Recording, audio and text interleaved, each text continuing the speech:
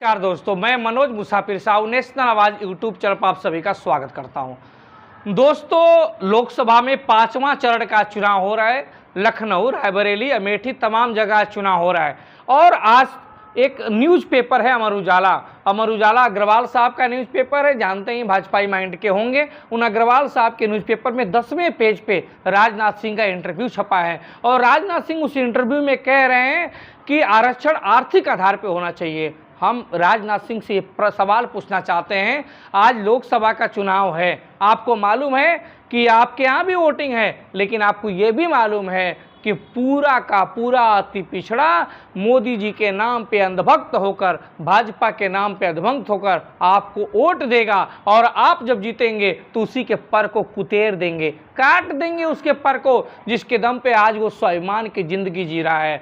क्योंकि आपको मालूम है कि आप हैं ठाकुर साहब, बाबू साहब, और आज के 30 साल पहले आपकी स्थिति, आप जवानी जिस परिवेश में बीती थी, आप नहीं चाहते कि जिस परिवेश में जवानी बीती थी और मेरे पोते के परिवेश उसी परिवेश में ना बीते। इसलिए पिछड़ा समाज मंडल कमीशन की रिपोर्ट के लागू होने के बाद जिस प्रकार से आगे बढ़ रहा था, आप उसी हालात में दोबारा पहुंचाने चाहते हैं। तो आरक्षण को, आप पढ़े लिखे आदमी हैं, आप MSc भौतिक विज्ञान से हैं, आपको मालूम है कि आप अचानक अगर कहोगे आरक्षण खत्म कर दो तो ये वर्ग नाराज हो जाएगा। फिर मैं ना तो विधायक भी नहीं बन पाऊंगा, सभासद भी नहीं बन पाऊंगा, क्योंकि मैं रहने वाला चंदौली का, चुनाव जीतता हूं लखनऊ से, अपने बेटे को चुनाव जीतता हूं नोएडा से, मैं सभासद बनने लायक भी नहीं रहूंगा। इसलिए आप लोगों ने अति पिछड़ों के दिमाग में डाल दिया कि तुमको आर्थिक आधार पर आरक्षण चाहिए। SC के मन में OBC के प्रति और OBC के मन में SC के प्रति इस प्रकार से जहर भर दिया कि उनको लगने लगा कि हमारे सामने का SC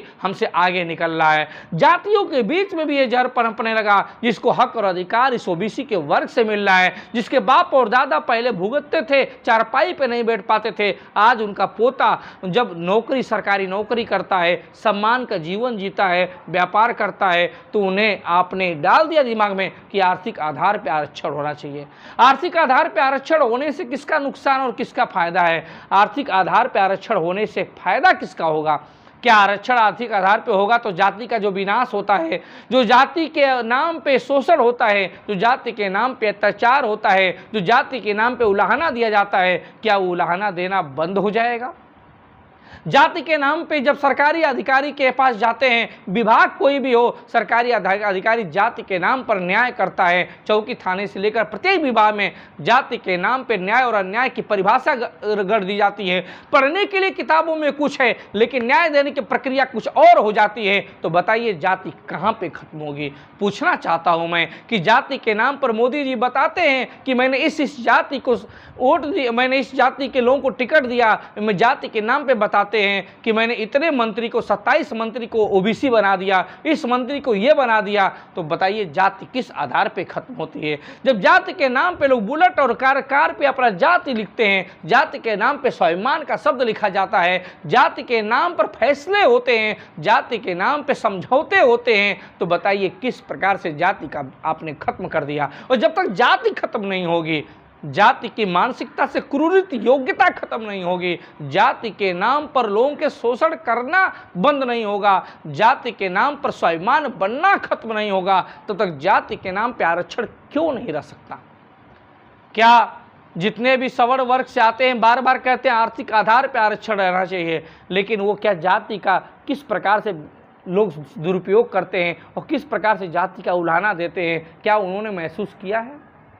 लोग कहते हैं कि सवर्ण के बच्चे भी गरीब होते हैं साहब। तो अभी मोदी जी ने EWS का रिजर्वेशन तो दिया, 10% EWS का रिजर्वेशन, और वो रिजर्वेशन, वो आरक्षण OBC के रिजर्वेशन से भी नीचे जा रहा है। तो क्या चाहते हैं आप लोग? पूरी तरह से खत्म कर देना चाहते हैं शैक्षिक व्यवस्था, सामाजिक व्यवस्था, आर्थिक व्यवस्था। आज आप मुझे बताइए, सुरक्षित सीट के अलावा कौन सी ऐसी सीटें हैं सामान्य वर्ग की जहाँ पे आप अति पिछड़े के बेटे को वोट दे देंगे और सामान्य वर्ग के लोग खुशी वोट देते हैं?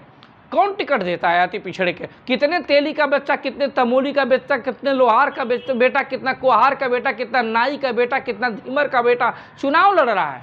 बताइए ना, बताइए क्यों नहीं लड़ पा रहा है? क्या वो लड़ना नहीं चाहता? क्या वो लोकतंत्र का नागरिक नहीं है? क्या उसे संवैधानिक अधिकार नहीं है? हाँ, सिर्फ इसीलिए ना कि उसके पास करोड़ों रुपए खर्च करने का जज्बा नहीं है, उसके साथ 100-200 लोग मारपीट करने के लिए उतारू नहीं हो जाएंगे, बाहुबल नहीं है, धनबल नहीं है, इसी वजह से तो आज पीछे है ना। थोड़ा बहुत पढ़ लिख रहा है, उसको भी खत्म करना चाहते हैं आर्थिक आधार का चोला पहना के। ये जनता आखिर नहीं समझ रही है, तो इसका मतलब ये नहीं कि आप इसके विकास को ही विनाश की तरफ लेके चले जाएं। धन्यवाद।